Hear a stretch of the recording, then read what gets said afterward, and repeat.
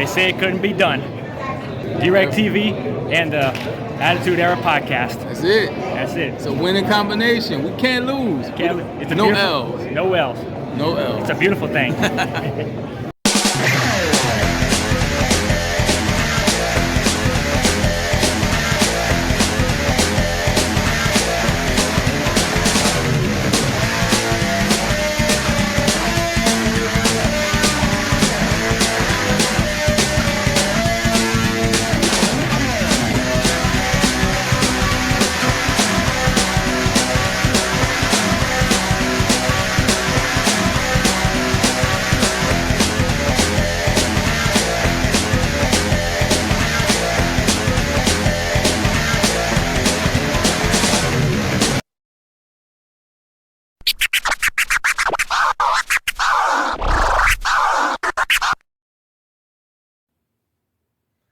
Hello and welcome back to DwreckTV. I'm Dwreck. And today's video, I would like to talk about something that I rarely haven't spoke about on this channel in quite some time. After spending the last 3 months talking about video games and also doing stuff with Pro Wrestling 225 and such, I haven't really spoke much about pro wrestling at all lately. Back in my old days, I used to refer to pro wrestling here and there every once in a while, talk about TNA and talk about AEW or ROH and things of that nature. I haven't really spoke much about pro wrestling at all lately, especially with being part of Pro Wrestling 225. But there are some things that I have kind of cooked up in my head about wanting to talk about pro wrestling and everything, but the one thing that really stands out to me that I really would like to bring up is something that involves WCW, World Championship Wrestling. Everybody knows about it. Everybody wants to talk about the whole Attitude Era of it. Everybody wants to talk about the NWOs. Everybody wants to talk about the Cruiserweights. Everybody wants to talk about Sting coming down from the rafters and all that good stuff. And yada, yada, yada. All the stuff that happened in the quote-unquote 90s, but it was only in the late 90s going into the early 2000s, which a lot of people have a lot of misconceptions for. Because the NWO did not start in like 1990. But that's a different argument for another day. But what I like to talk about with WCW, everybody liked it, and then all of a sudden everybody dropped off it. And then WCW got bought out by the WWF in March 2001. Yes, I remember that time vividly when I was 16 years old, and I was disappointed and distraught for like almost a whole year. And I even had a WCW sticker on my school name tag for the whole year.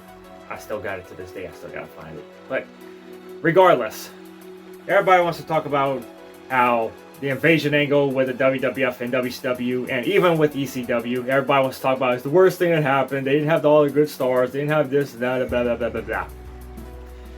To an extent, that's kind of true. But the top stars that they did have from WCW were guys like Booker T and Diamond Dallas Page. And everybody else was like former US champions like Kanyon and Hugh Morris.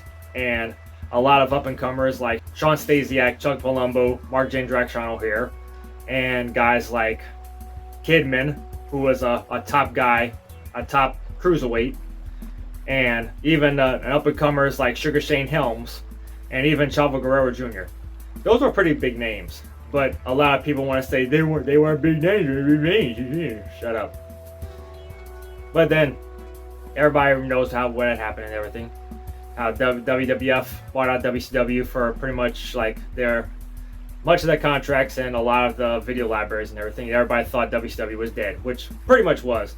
But what many people don't really talk about is what happened to the spirit of WCW. Many people just want to dismiss it outright about the WWF buying WCW and everything, and that's where it is, and that's where the body's laid. To a degree, that is true, but that's just in branding and names and their video library, and some of the stars that would eventually show up in 2002 after the AOL Time Warner contracts got up. Much guys like Scott Steiner and the NWO guys like Kevin Nash, Scott Hall, and even Hulk Hogan, of all people, and even Rey Mysterio Jr. and even Goldberg in 2003, and Goldust, who was Dustin Rhodes in the WCW during the latter days. But what happened to everybody else, that you might ask? Guys like Jeff Jarrett, guys like Sting, Lex Luger, Buff Bagwell, and stars like that. Well, for the most part, everybody's just going to say like, oh, they retired or something. That's not the case. I'm going to tell you something right now that many people may not know, but very few actually do know. But for those that do not know what happened to the spirit of WCW, I'm going to tell you this in the most condensed way I can possibly tell you. Now, think back, 2001. 2001. That was a time when WCW got bought out by WWF, of course, and ECW filed bankruptcy, and all the other things that happened in 2001 throughout the entire year. Now, that being said, there was also talks about Eric Bischoff buying WCW in the late 2000s going into 2001, but the deal fell off because of the AOL Time Orders and all the corporate talk and everything, and not wanting to have pro wrestling on their networks and everything. And they say that they could have the rings and everything, the contracts and the library and everything, but it wasn't going to give them the time slot, which pretty much was the death blow to what WCW was going to be. And all of the hopes and dreams that Eric Bischoff thought he was going to have. Now, that being said, fast forward to October 2001. I, a 16-year-old teenager, was reading up on the internet and everything, and then I found out this thing called WWA, World Wrestling All-Stars, that was going to be taking place in Australia, of all countries. And the stars that they had were guys like Jeff Jarrett and Buff Bagwell, Disco Inferno, and even Bret Hart to an extent, and Stevie Ray, and even Jerry the King Lawler, of all people, on the commentaries. And they also had guys from ECW, and they had some guys from the WWF that was released during that time.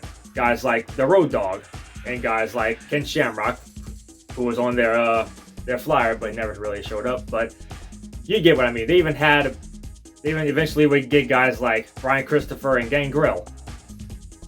So you could tell that this was definitely shaping up to be the next WCW. And if you watch their very first show, WWA Inception, even though despite the quality of the show was kind of alright, it definitely felt like the continuation of WCW, whether you want to admit it or not.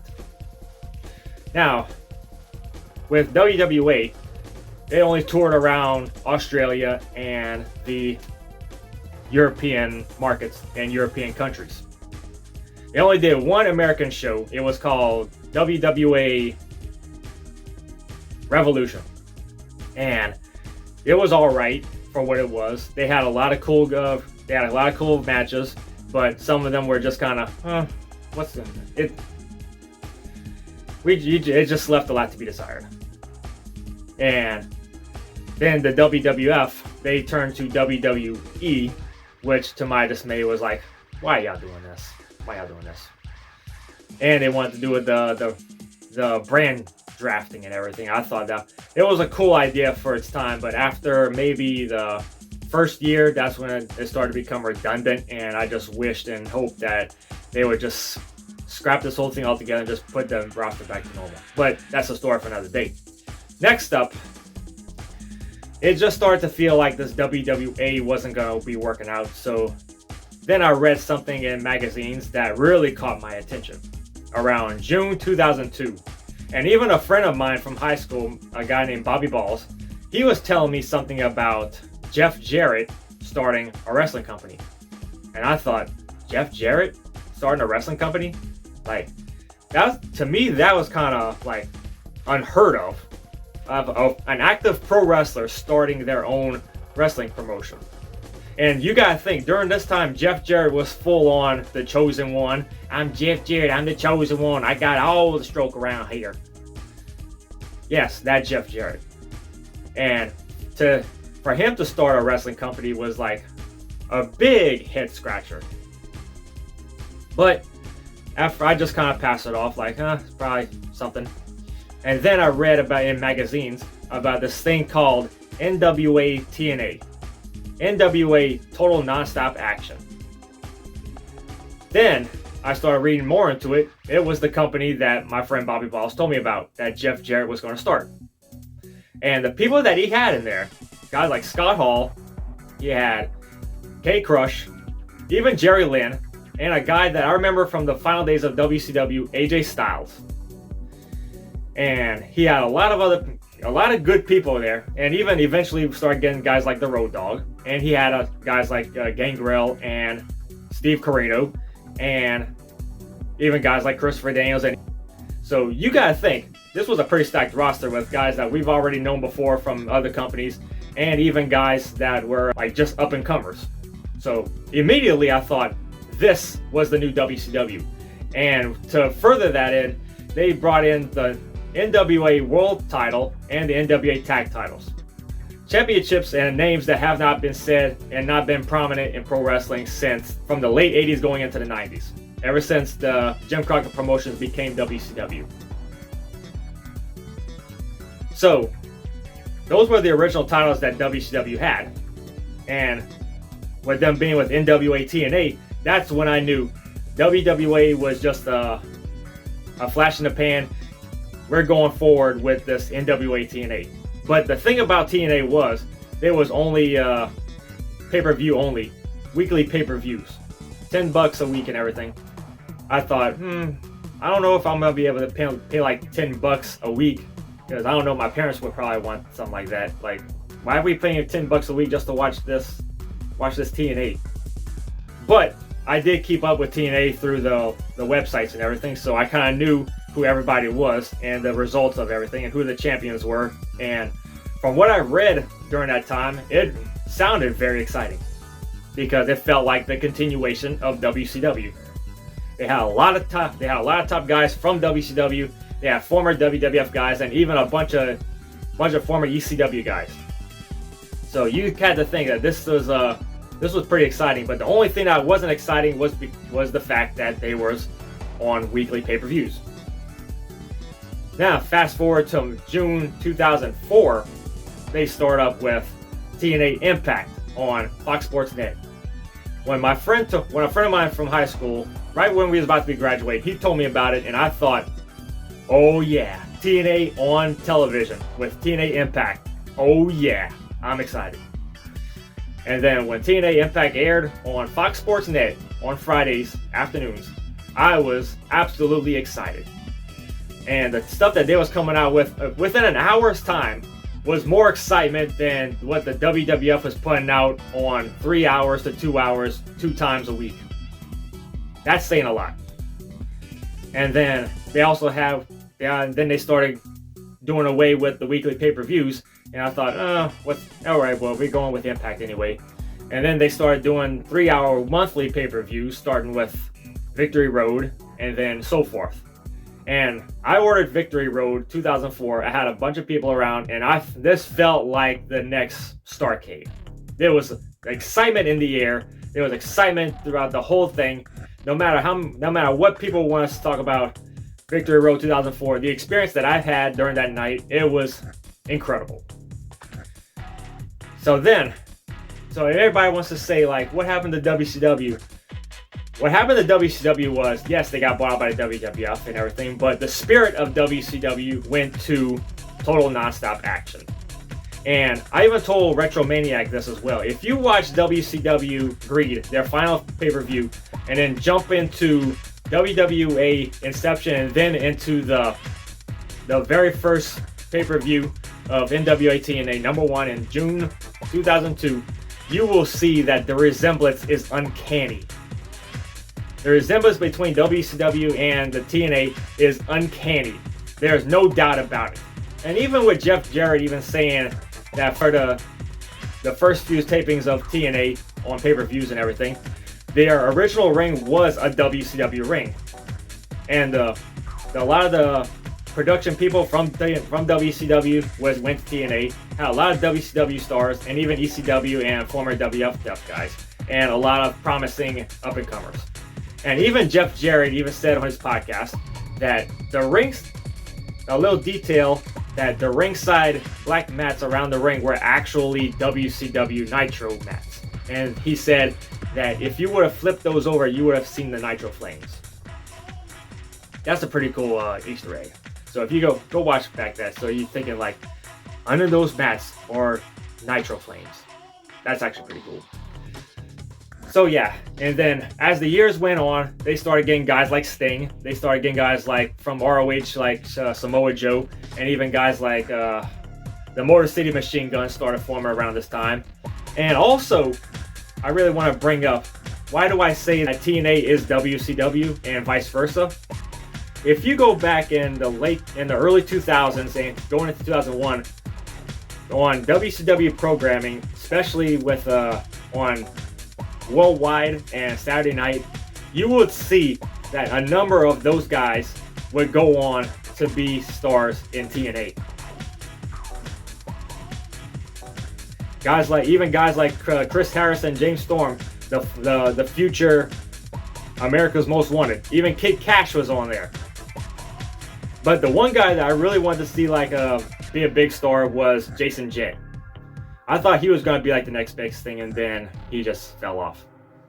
And I didn't really think too much of AJ Styles, but over the years, I saw AJ Styles grow from a cruiserweight tag team competitor to being one of the biggest names in pro wrestling in the 2000s.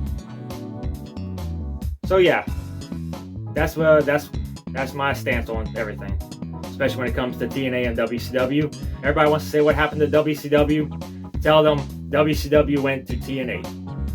Don't buy into the whole WCW got bought out by WWF and they got that's half the truth. But the real truth, the spirit of WCW went to TNA.